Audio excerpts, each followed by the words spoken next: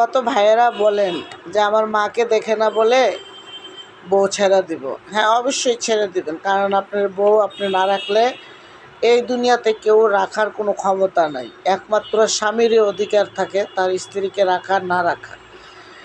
তবে ভাই, মা বোনেদের কথা শোনার আগে কথাগুলো যাচাই করে নেবেন।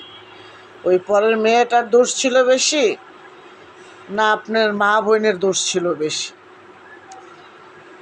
কারণ মা হচ্ছে জন্মদারিণী, আপনাকে জন্ম দিয়েছে, তাই আপনার কাছে ওনার ভালো মন্দটা বলার অধিকার আছে।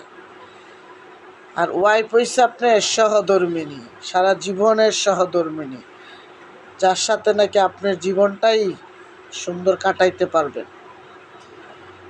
এই দুইজনের কথা শুনে যদি মনে হয় বউকে ছেড়ে দিতে হবে, ছেড়ে দিবেন, কিন্তু কথাগুলো যাচাই বাছাই করে সত্যিটা বের করে তারপরে ওই পরের মেয়েটাকে বলবেন তুই তোর বাপের বাড়িতে যা।